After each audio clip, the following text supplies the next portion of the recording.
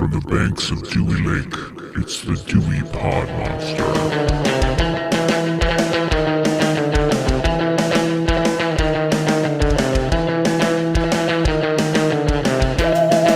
All right, welcome back. My name is John, and this is the Dewey Pod Monster podcast. This is the original podcast about consumption, and we are proud members of the You Run Podcast Network. You can find all of our previous episodes, all of our upcoming episodes, and all the other great shows on the You Run Podcast Network at yourunpodcast.com. With me this week is the host of the Dewey Pod Monster podcast, and his name is Sean. Sean, there's no clowns in this movie. How are you doing this week? John, I hate fucking monkeys. Fair enough. Well, this is the last episode of the year. I don't really need to reminisce on a bunch of shit, but I want to ask, over the last week or two, what have you been watching, Sean? I got a few things in. I talked about this a couple months ago, I think. I know it was a few episodes back. I'm a big fan of Adam Curtis, or at least I've become a big fan of Adam Curtis, who is a documentarian who makes some documentaries on BBC or for the BBC. I talked about Bitter Lake and I talked about hypernormalization. So I think I talked about hypernormalization. Maybe I didn't. But anyways, he makes these documentaries, and I found one that he made that was a series for the BBC, and it's a 7-part series. It's 7 one-hour episodes. And what it is it's called Traumazone, the Fall of Communism and Democracy in Russia between the ages. This is real dense stuff. 1985 and 1999. So there's no narration over this documentary. The entire thing chronicles like 1985 to 1999, from the downfall of communism to democracy and the downfall of modern day like democracy in Russia. And there's no narration, there's no voiceovers. It's just clips from the time telling the story. So it'll be like somebody's home movie, or it'll be something that someone from the BBC recorded off Russian television. And there is captions, and there's like descriptions of what's kind of happening, rough timeline. So they talk about the fall of the Berlin Wall and all the problems trying to reform communism. I find it really fascinating, and I love the way that it's told, because it's not, like I said, it's not a normal documentary. It's not like they're not telling a narrative so much as they're actually showing you how these people lived. Like, they talk about all the bread lines and how oligarchs took over and how they actually did it, like what they actually did. In one of the last episodes, they talk about when they moved to democracy, they offered people these vouchers, and they could use vouchers to use as like stocks. They could buy stocks in public, well, all the companies, because they're all public now. And one thing happened where inflation was so high that prices rose like 3,500%. So people didn't have any money. The factories couldn't pay people in money, so they paid them in the goods. And there would be these trains that would roll through towns, and people would just be outside the train like, oh, we made these crystal vases or something, like a crystal decanter. And they would just sell it for pennies on the dollar, because they just didn't have any money. They didn't make any money. And these vouchers, people were selling their vouchers, and they sold it to the mafia, to the oligarchs. And at one point, some Russian reporter was like, you were buying these for 10,000 rubles, but now you're buying for 3,500. Is that what Russian currency is? Is a ruble? The ruble. Okay. I'm sorry, I didn't know that. That's okay. I'll forgive you. Now you're selling it for 3,500. Why are you selling it for so much less? And the guy was like, well, they're just not worth anything because they're being all sold. So one of the oligarchs, there was a cake company, a bakery that made cakes, and it was valued at $80 million. You could use vouchers. This was the first business that was bought purely using vouchers. So $80 million company was bought with vouchers for $485,000 equivalent in these vouchers. So it just shows all this corruption. And it's, like I said, the way that the story is told, or the way the documentary is told, it's just fascinating to me. I love that kind of stuff. Other than that, I've started and finished the first season. I'm a big Amazing Race fan. I watch it with my kids, and I've watched it with my wife. I still do. But there's another UK show. It's called Race Across the World. And what they do, I watched the first season, and this differs from Amazing Race in that they cannot take flights, and they have to travel. They travel from London to Singapore, and that's supposed to be like the longest stretch of, I guess, road. They can travel by boat, but, to cross straits or to cross rivers, or they they do these different things, but they can't take any flights. And that was a pretty cool show because they get, like I said, I've only watched the first season. They give them an amount of money and they say, this is your budget for this entire trip. If you need to make more money, you have to get a job. Like you work a day job, you work some kind of, like some people work as dishwashers in a cafe, or some people will paint, but they show all these teams of 2 that travel across Europe and into Asia. It was a pretty cool show too. And then other than that, I was on like a big documentary reality TV kick.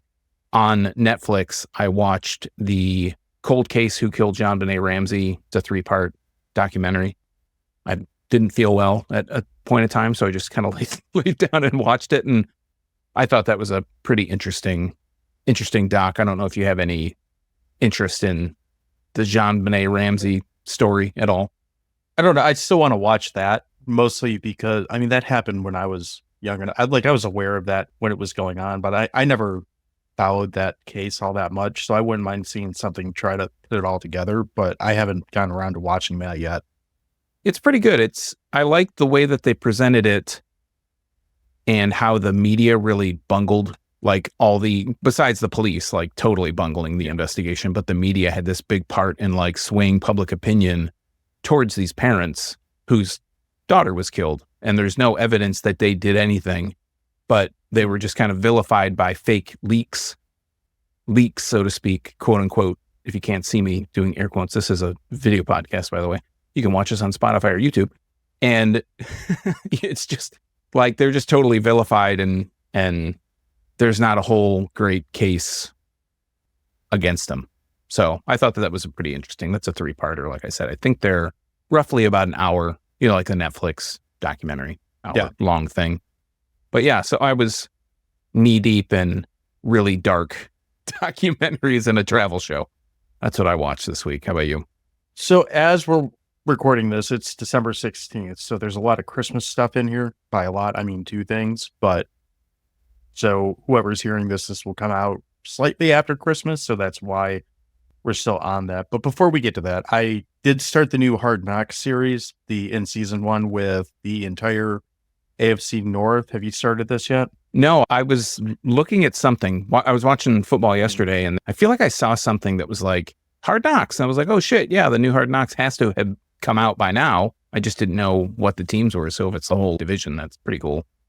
Yeah, and it's, we both like the preseason one because it was something different from what they've done. And this is also something different from what they've done. Obviously, they're focusing on 4 teams. So I think it's still about an hour runtime for an episode. Because the first week, I think it was the Browns played on a Monday night, so they weren't in the first episode as much, where I don't remember if the Ravens were even in the second episode or barely in it.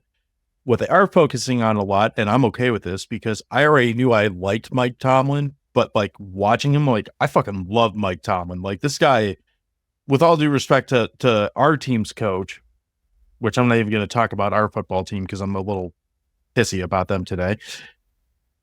If ever was a guy who would like convince you to run through a wall, Tomlin's like high on that list. He's very likable in that type of role for sure. So that's like, so there's, I think 2, maybe 3 episodes in at the time that we're recording this. And it's now, I think that's on Tuesday nights. It's basically appointment TV for me. Like if I don't watch it on the first day, I'm watching it on the second day, which isn't that different. I feel like people who have listened to this show since its inception are like, oh shit, they're talking about Hard Knocks again. But I still like it. It's our twice a year topic. Well, now yes. It's twice a year. At least, maybe 3 times. Yeah, 3. So. I was going to say with the Giants one last. That was at the end of the regular season, so that was kind of like mid-off season, I guess. That went right up to the draft, if I remember right. Like I think the draft was like right about the last episode. Close to it, yeah. Call back to a recent episode. I did get around to watching Return of the Living Dead Part 5, Rave to the Grave. It is crap. It's fucking terrible. I do not recommend it. It's one of those movies when you see people being depicted as high school teenagers, but they're very obviously strippers in the first like 5 minutes of the movie. You have a pretty good idea where it's going to go pretty quickly, and it does. So there's that. But as a whole, the movie's just not very good. Little sidebar with that. Did you see that they're doing another Return of the Living Dead movie next year? I heard something about a trailer, but you know me, I didn't watch it. I did. I don't really know why. I think it's because I was at work and bored. What I mean, the trailer's like the teaseriest of teaser trailer. Like it's literally just like a shadow that they tell you is Tarman, so you know it's Tarman, and that's fine. But I think it's probably for the better, but kind of interesting that it sounds like they're just doing the retcon thing where they skip everything after part 1, and this one's supposed to pick up, I think they said 18 months after part 1. So, I mean, I don't know if I care, but I know I'm going to watch it because of what it is, and it's got a Christmas theme, and, you know, I'm a sucker for that. Speaking of Christmas themes, I also watched something that I believe you watched. It's a little 15-minute short film called Treevenge. I did watch this, yes. It's stupid, but it's moderately entertaining for what it is. Yeah. Yeah. And the fact that the guy, I don't know his name. It's the same guy who directed Hobo with a Shotgun, and I apologize to him because I don't remember his name, and I don't care to look it up right now. I think it's genius that he kept this movie at a 15-minute runtime, because if this thing went on for like even 20 minutes, I think I would have been really fucking bored with it. But it's like, it's a roller coaster ride. It's that straight up the hill, and then it's just downhill from there, and then it ends. And there's nothing wrong with that at all. And it has Jonathan Torrens in it, so I was very excited to see that. Big Jono fan. The film credits are just all over this little masterpiece. Do you want to mention what it's like about, though? Like what the little story is in this 15 minutes? I mean, the basic premise is that in this 15 minutes is that trees are not just alive, that they're like, I guess, sentient, that they can communicate, and that apparently people can't communicate with them, but the trees are captioned so you can see what they're trying to say. And basically they're cut down, tortured, strapped to cars, decorated, and then eventually they start murdering people. So they've had enough. That's really the whole premise of the movie. Yeah. I can see where they're coming from. And it's entertaining for what it is. It's absolutely free. It is on YouTube. Like everything that we talk about, it will be linked in not the comments, in the notes of this episode. Show notes. So you can watch it for free if you want. It might be a little after the fact. I don't think you'll be too worried about it. And then the last thing I watched was the 2012 version of Silent Night. It's not Silent Night, Deadly Night. I thought it was a reboot of Silent Night, Deadly Night. Apparently it's just another Killer Santa Claus movie that uses the phrase Silent Night in it. I said this to you, and I'm going to say it again because I don't know a better way to describe it, but I don't know how you can make the WWE wrestler Goldberg an adjective, but if any movie feels like it's got the energy of fucking Goldberg in it, more so than the movie that had Goldberg in it as a Killer Santa Claus, this movie's it. Like, this dude's just big, and like, it just feels like they're, you know, it's 2012, so it's at the early aughts or whatever. They're like, well, we're dark and extreme, but there's a stupid twist at the end or some bullshit, and there's Malcolm McDowell, who should bring a level of class to this, but somehow doesn't. Like, should he? Well, I mean, he was in a Kubrick movie. Like, yeah, about 100 years ago. So, I mean, there's some things that are like kind of entertaining in it. I'm not going to act like it's a total like garbage like can of a movie. There are a couple like scenes that are funny. There's shot for shot callbacks of like the antler scene from Silent Night, Deadly Night. There's a very obvious Black Christmas reference where they pull some like cellophane over a girl's face.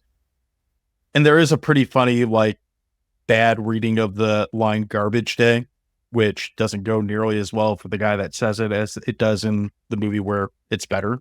So it's obviously trying to pay attention to some of the known Christmas slasher movies that came ahead of time with it, but it's one of those like I guess it's still early 2000s. So it's 2000s movies that's like, this is a slasher movie, but it doesn't feel fun. Like, there's something about like 80s and 90s slashers that can be dark and gory and over the top. It's even fucked up in a lot of ways.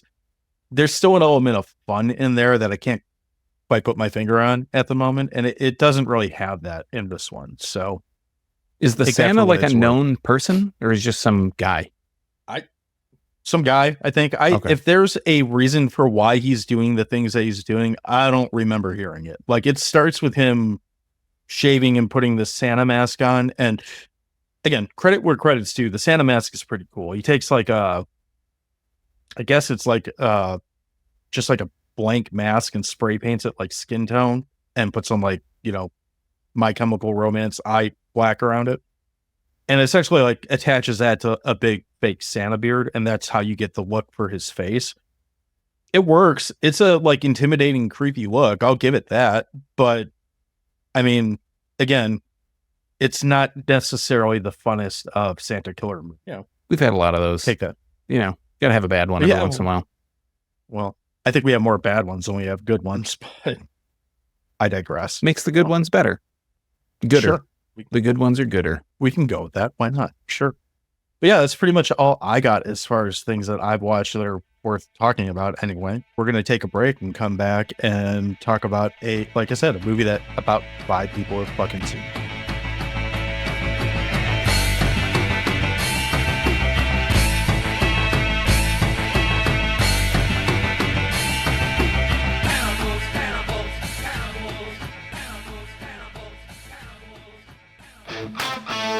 Hi, everyone. AI John here. Did you know that we're on the You Run Podcast Network?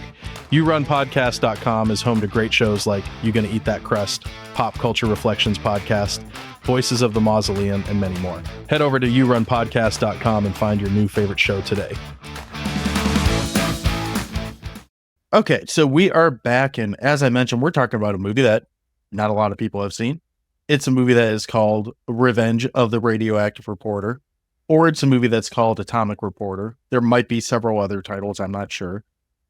We're going to start with a third-party review, which I was surprisingly able to find one. So It's not quite at Nostril Picker or I think Black Devil Doll had a review, but it has one. And this review comes from Psycho Delilah. And Psycho Delilah says, "Call the police. This movie is better with a grilled cheese. It's the only way to watch it. 1 out of 5 stars." Okay. Interesting way to do it. So, yeah, why not? Sean, I watched this movie about 3 days ago, and I've been waiting for 3 days to say this. What the fuck is this movie about? Yeah, that's a really great question. I'll tell you what IMDb says. So I go to imdb.com. I put in Revenge of the Radioactive Reporter or Atomic Reporter. Either one will take you to this page. And we go to the top. Well, actually, let's start with the ratings. This gets a 4.2 out of 10 with 330 ratings. This is totally unranked. It's not out of any number because, as you said, at least 330 people have watched it because there's 330 ratings for this movie. But if we go to the storyline and the plot, we go to the one on the top. It says, a young newspaper reporter becomes a horrible, crusty-faced zombie following a radioactive contamination.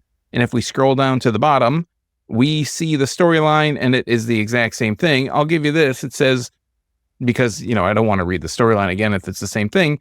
On IMDb, it says, do you know, goofs, the hooker's wearing a backless dress in the bar scene, but when she's servicing her client in the hotel room, where is wearing a black brassiere? She couldn't wear a backless dress without the bra straps being obvious. That's a great sentence right there.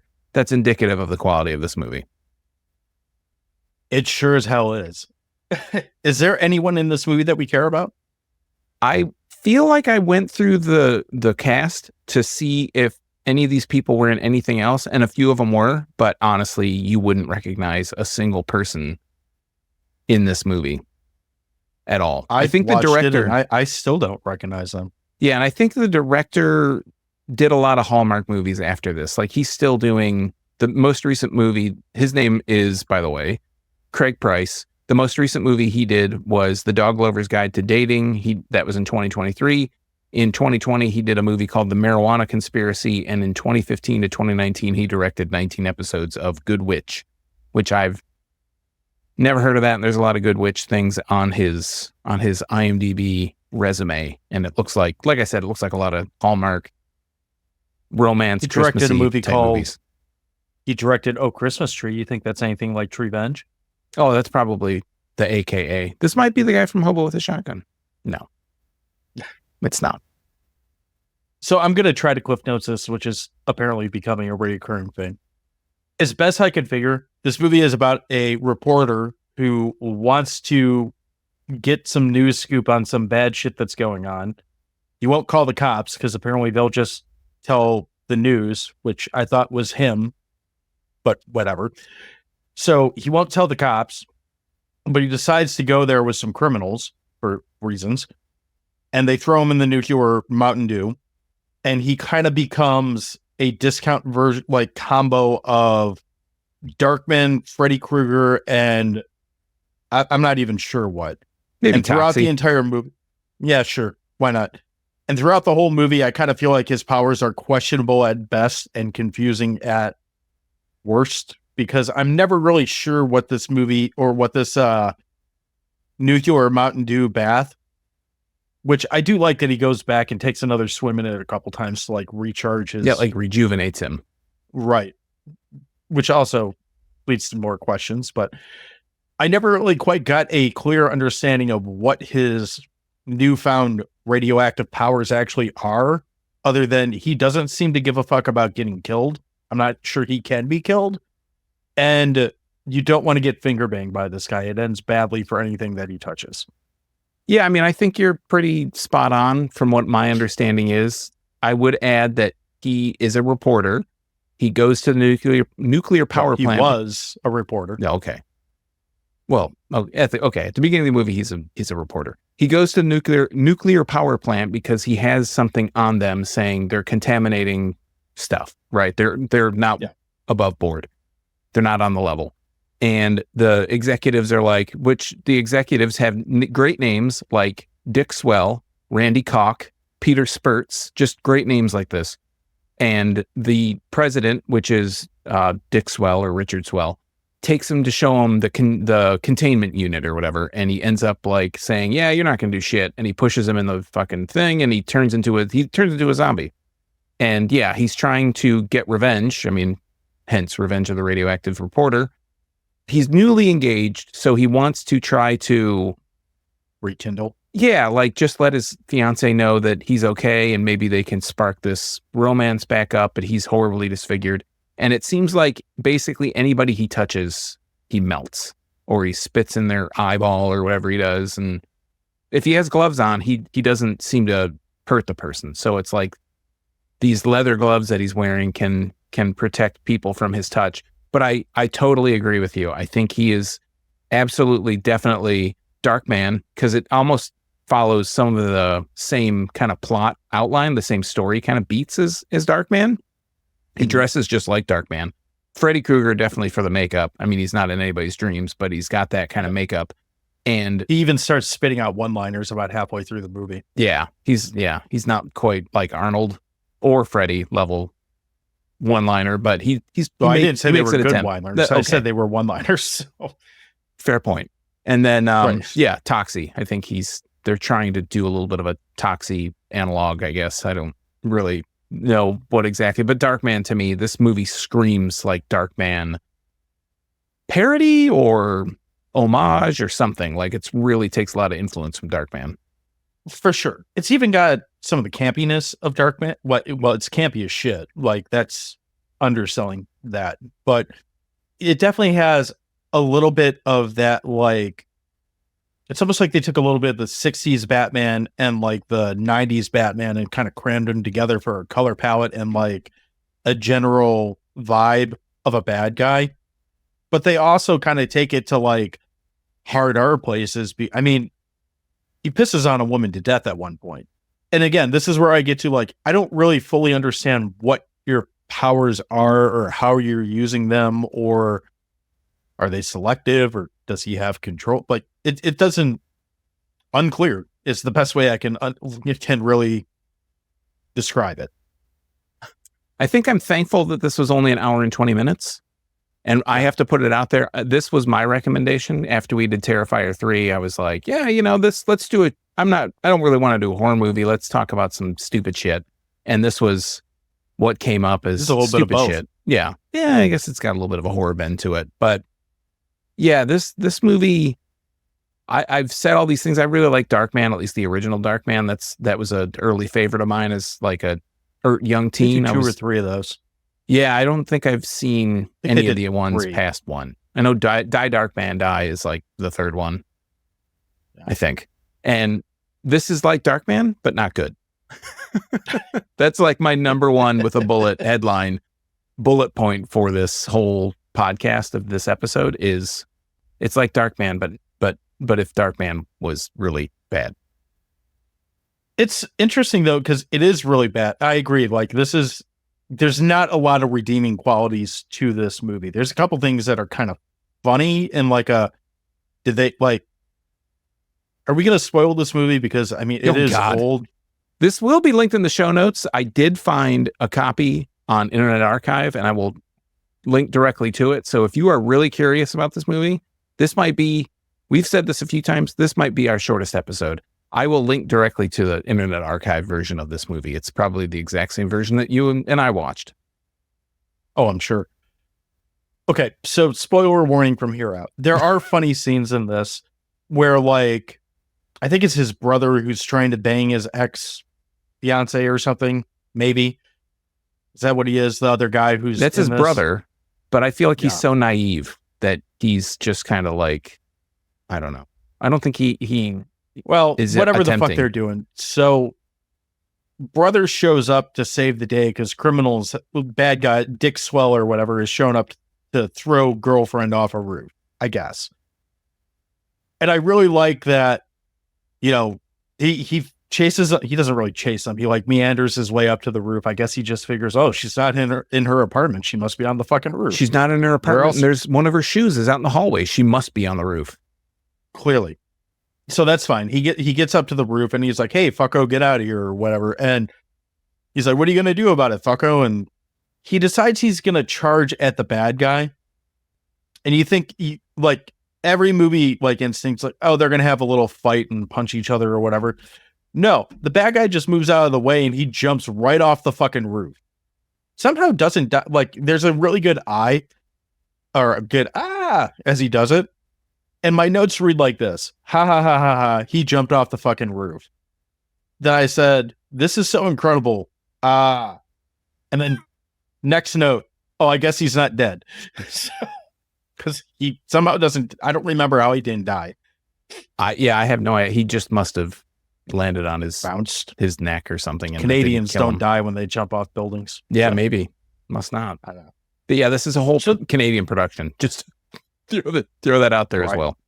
There's little bits like that are like so fucking dumb that they're kind of comical. I did laugh at the parrot that's a fucking snitch that's like, they're over there or whatever. I was like, what a dickhead parrot. Like, fuck you. I'm not for offing a parrot, but like, if you're going to be a snitch, you're not going to stay in the house, you know? And again, I mentioned he pisses on a woman to death, denies her vibrator for whatever reason, which apparently has a cord on it. I think it's even though it's in a bathtub. I think it's soap. No, there's like soap on a rope. Distinct, like you think it's a dildo soap? I think it's a penis shaped soap. Because I think it's soap on a rope. Because she's like lathering this thing up. Yeah, I don't know much about this whole scene takes place. Let's give some context here. So Darkman here, the radioactive reporter. His thing is he needs to extract revenge and kill every one of these board members. And in the meantime, they're trying to go after his fiance because they want to end like the chain of who can. Maybe he told his fiance about what's going on. They're going to destroy his reporting, like all his notes and shit, and they're going to take care of the girlfriend via like the movie is very heavy on. One second, the movie is very heavy on like sexual assault references, which is really kind of creepy. Like they kind of say what they want to do to these different people, and then. Like it's mentioned 2 or 3 times, like outside of that scene. But so that's the context. And this woman executive or board member is in the tub with this. She thinks it's a different board guy that's there. And she's like stroking this soap on a rope, pink penis. And hopefully we don't get kicked off YouTube for soap on a rope, pink penis. But that's when he unzips and melts her essentially in the bathtub. So they know about the girlfriend. Because before the bad guy kicks him in the waist or Mountain Dew, he goes, I got a girlfriend. She knows I'm here. So he's stupid in that he tells them that I'm not. She knew about it. It's totally mentioned how they know. But they're after her as well. In regard to the sexual assault thing, which is weird and creepy, absolutely. And it's been said before on the show, like, I don't need rape scenes in movies. Like, it's just, I don't feel like you earn one. You just don't need it. And this movie doesn't have that thing. No, it doesn't. No. But what it does have, we keep referring to this like criminal board meeting that they have. It's really like they found an office and put like a Costco table in there, and there's like 4 people at one end of the table, and they just put a camera on a tripod, and that's how they're shooting this. What was kind of funny is after Darkman gets thrown into the Mountain Dew, but before we know he's Darkman, they are having like, evil guy meeting, and they're like, oh, we're going to go kill this chick or whatever. They're like, how about we rape her first and then kill her? And they're all like, rah, rah, quick, and then we're off to the rest of the movie. I was like, that's a really weird fucking like way to discuss very specific crimes, very high level crimes. I totally believe that there's been a criminal meeting at some point where people were like, go ahead and kill her, do whatever you want, blah, blah, blah. And that's kind of where they end it. But to like outline it out like that, I'm like, there's something weird about how it's kind of funny because it's so ridiculous that they say it like that, which, I mean, if something's going to get us kicked off YouTube, it's probably what I just said, but it's also really weird how it plays out. And I don't know, this whole fucking movie's weird. It is really weird. And that whole scene is basically played out like, this thing happened. How are we going to get rid of these people so that it doesn't cause any kind of like investigation? Collateral damage. Yeah. Like, we're going to take care of this. Oh, let's make it look like an accident. How about sexual assault and death by asphyxiation? Let's shoot this person in the head, all this stupid shit. And then, I don't know, the movie, like, it really takes like this tonal shift kind of where it's, the whole time they're really trying to be comedic, but I don't know about you, I didn't really find, besides the guy jumping off the roof, a lot of it was just, it didn't land. Like, it looked because like a pretty good production, but it just wasn't very funny. Yeah. What it kind of looks like is like a TV movie level production. Yeah. Like, it's definitely shot on video. Sets, similar sets, similar lighting, at times similar writing. So it does look like it's definitely not the most technically bad looking movie that we've watched in the last 2 months. No, it looked okay, but it was just, yeah, had that quality to it. I also like, and again, this is probably the copy that I watched, and I'm sure you watched, and very likely the copy that will, if anyone watches this based off, where we send you, there's like a random, like 30-second segue where they just start speaking French and then they go right back to English. Yeah, or German or something. Like the sound changes. Sure it was French. Yeah. Well, French would make more sense because it's a Canadian movie. And depending on where they shot it, like there's big portions of Canada, I almost said Canada that speak French. Well, so that would make more sense to me. Their other national language. Right. But let's put it either bet. Way. I think it's German. John thinks it's French. If you go and you watch this via the show notes on the Internet Archive, you speak either of them. Yeah. If you notice either, come back and respond either on YouTube, on Spotify, wherever, and let us know what language it was, because I just don't want to be bothered to go back and watch the whole thing. I know it happens right near the end of the movie. It's within the last like 10 minutes, and the movie ends so abruptly. It's just like, oh, that's a wrap. The only reason I know that he said that the girlfriend knew where he was is because I went back and watched the first 10 minutes, because I was like, I really don't know what the fuck happened in this movie. So I went back and watched the first 10 minutes and said, I think that's enough to figure out what they were going for in this without me having to watch this whole thing all over again. Because I got about 10 minutes in, I'm like, I've rewatched a lot of bad movies for the show trying to figure out what just happened. I can't do it with this one. So. Yeah, it just there's this undescribable quality that it has, that like the acting is serviceable, it's not the like worst. Barely serviceable, but it's not absolutely horrible. Like the brother is a total dope. Like, I don't know what the direction was for him, if there was any kind of direction. There's the scene where I didn't get very many laughs out of this movie, but there's 2 scenes that I can think of other than jumping off the roof. There's the scene at the beginning where they're out at the bar and the brother gets drunk, and it's like a costume party. So the You could barely tell what the main characters were supposed to be dressed up as, but the brother is supposed to be Superman, and they get him drunk and they take him home, but they don't let him in the Jeep. He has to like sketch on the back of the Jeep with roller skates on, and he just like speeds up and makes a little J turn, and the brother has to like do a somersault in the air and land in this bag of garbage. And it's totally like, if you would have done this stunt wrong, somebody really would have been seriously injured. And the other thing that I laughed about was there's a scene where the reporter, Darkman, Mike Wave, I think is actually what his name is. He's like writing a letter to his fiance, and he's sitting over the vat. Mike R. Wave. Yes. I did write that down. Mike. I was like, why did I write Mike R. Wave on here? Now I remember. Does that mean anything? Am I microwave? Oh, okay. Didn't get a laugh from me now either. He's over the radioactive I didn't say vat. It was funny. No, I said I wrote it down. And he's writing a letter to his fiance, and pieces of his face are like falling onto the paper, which I thought was kind of funny. It was like The Fly a little bit when he's like trying to do his experiments and pieces of him are like falling off as he's doing the shit. And I did kind of chuckle a little bit at that, but those are, for an hour and 20-minute movie that touts itself as being like a horror comedy, those are probably the three places I laughed. You mentioned the acting, and you know what this acting reminds me of in this?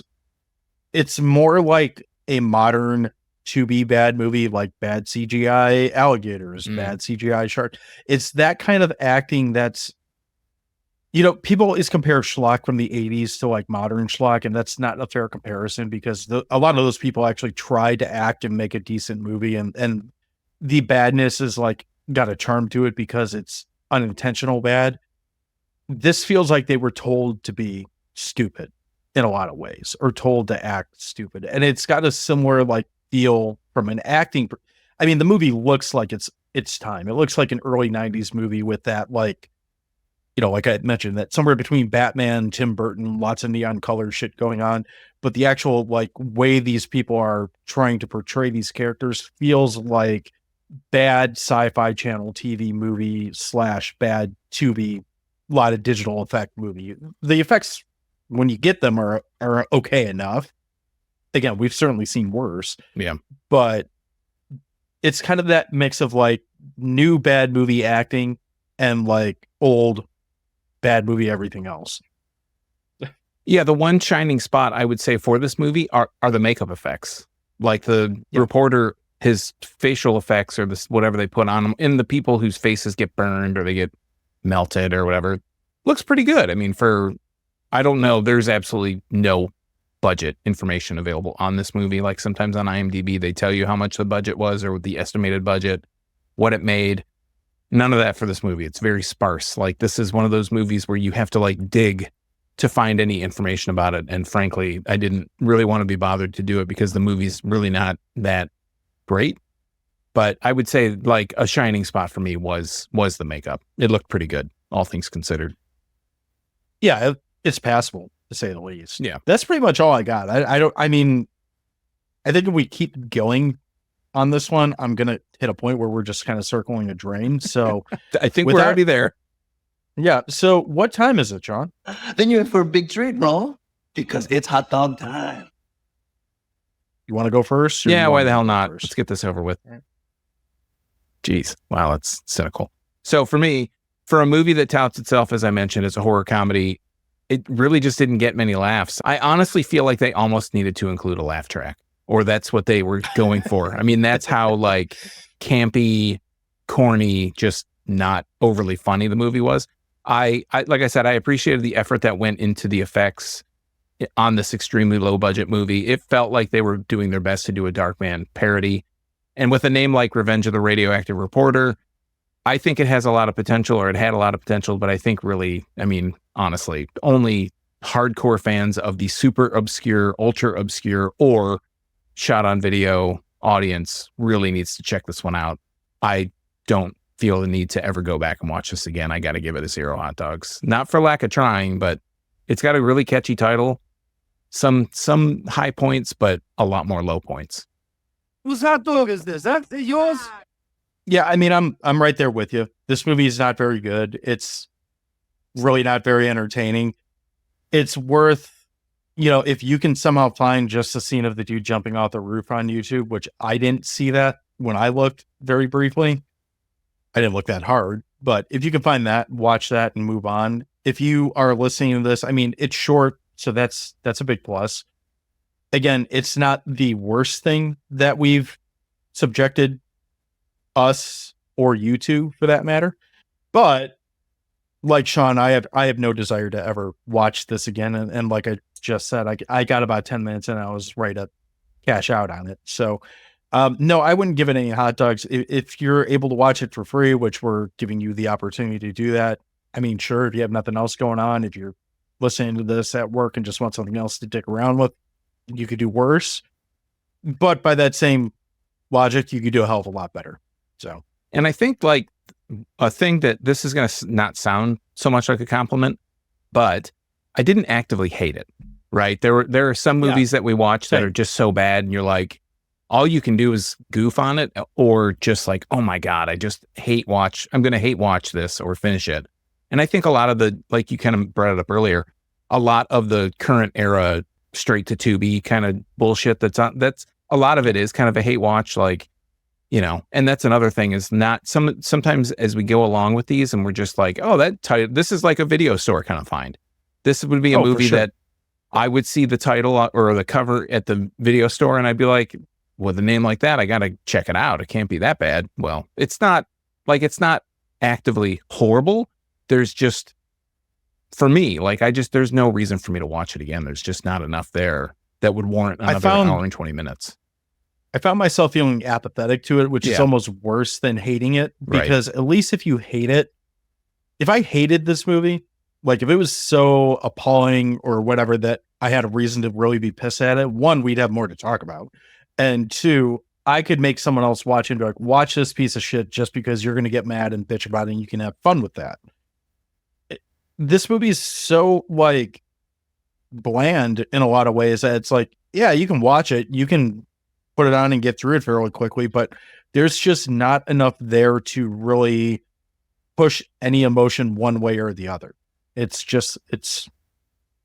hesitate to call it like the dude. It's just there, but because that would be giving it too much credit, but it is. It's there, I guess. You can find a really expensive out of print VHS of it on eBay if you really want to, but I wouldn't recommend it. Yeah, there's much better ways to spend your money and your time, frankly, than to watch this. Yeah.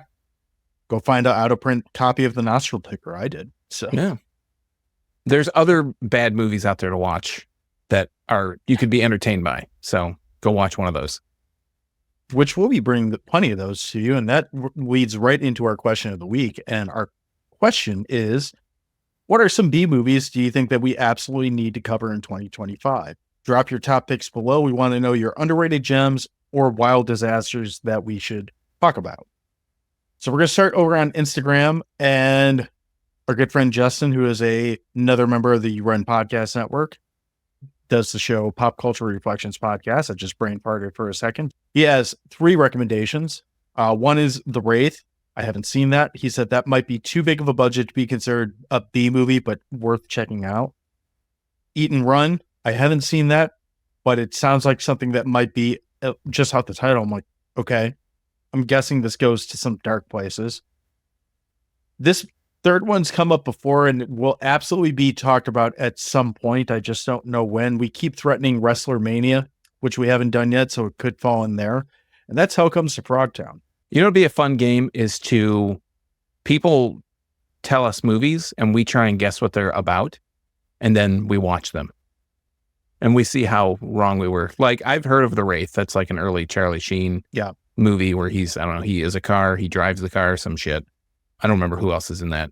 Eat and Run. That could be like, when I hear that name, I think of something like a Porky's. I think zombies are cannibals. Oh, okay. I think of more like the 80s kind of like TNA movie.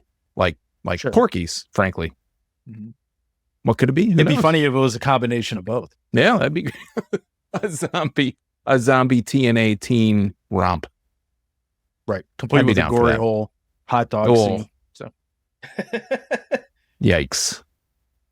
We're just trying to get all kinds of kicked off YouTube. So fuck them.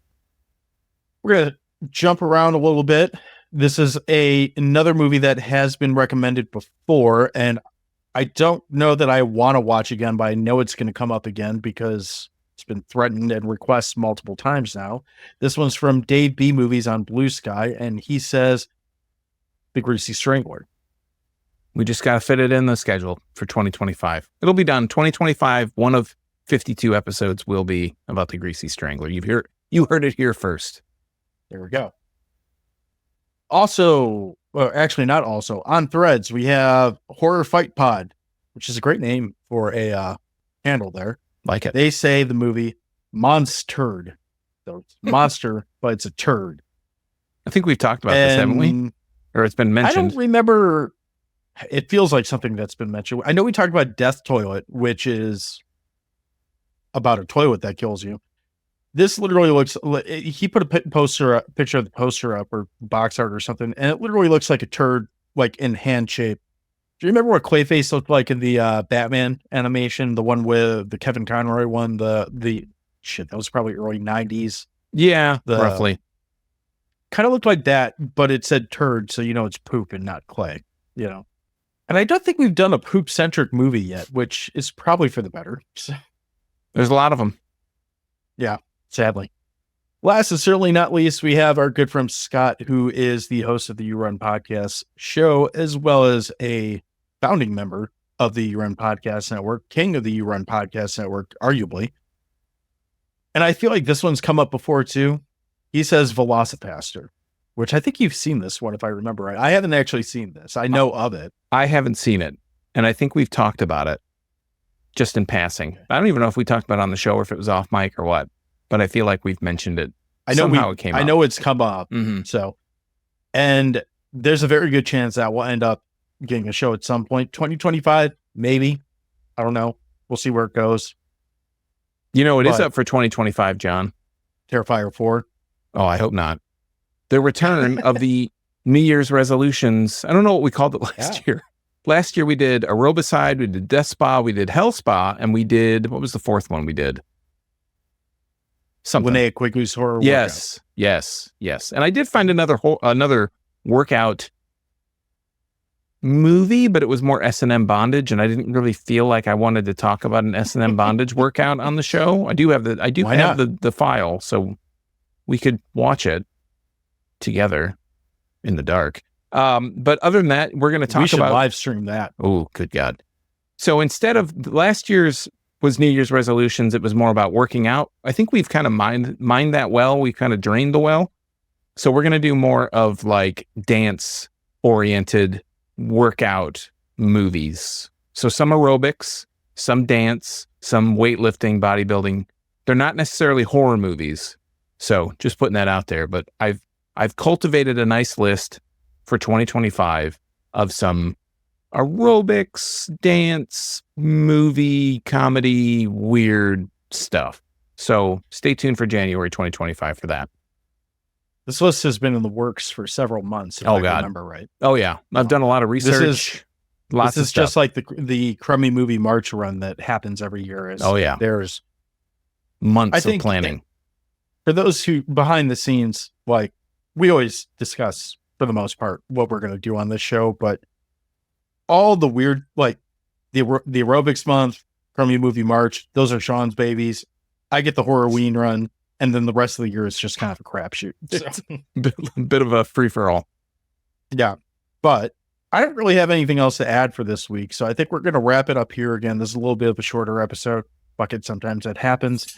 So if you would like to follow us, we would be very glad to have you aboard. We are available on every podcast network. You can follow us, you can like, subscribe, all that good shit. Please leave us a review. That absolutely helps. Even if it's a bad review, help us so we can get better and, make a show that you might want to come back to if you give us another chance. We are available at crap.town. You can send us feedback there as well. That's where all of our old and new episodes are and will always be. As mentioned several times, we're on the Run Podcast Network. You can find all of our old and new shows there as well. Please check out another show while you're there. Also, there's a lot of good stuff on there. Absolutely worth taking a look at. And there are new members that have just joined in to the network. So if you haven't been there in a while, maybe you'll find something new. We're on YouTube. You can find us at Dewey Pod Monster on YouTube. I'm sure all you have to do is type Dewey Pod Monster. You probably don't even have to put the app in. Should find you. Find us. I'm Maybe find definitely you too. forgetting something. Yeah. Oh, all the social medias at Dewey Pod Monster. Just find us. Search Dewey Pod Monster. You'll find us. Sean, am I forgetting stuff? What am I forgetting? Well, like we mentioned earlier, if you want to tell us what the little clip was inside of Revenge of the Radioactive Reporter, if it was French, if it was German, if it was something else, you can go to crap.town.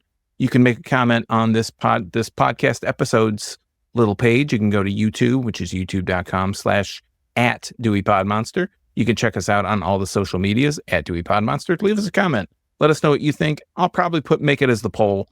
So if you want to answer the poll and you've gone through and you watched it, answer the poll. Tell us what you think. Also, just a reminder, again, everything we talk about is in the show notes. This is a video podcast, so check us out on the video platforms that platform us. And if you want your answer to the question of the week read, I don't know if I've talked about that yet, but check us out on the social medias at Dewey Pod Monster. You can find me and all my craft beer adventures at youtube.drafttherapy.com or on all the social media networks at Draft Therapy. All right. Well, that is it for this week. That is it for 2024. Shit. So we're going to be back next year. Well, sure. It's been a great year for the podcast. Yeah, well, I don't know about anything we've had else, fun. but we'll be back. Just like, you won't even notice. If you listen to this in 2025, you can just roll right on to some other stuff. Whatever. Anyway, we'll be back. And yeah, talk to you soon. See you next year. Blah, blah, blah.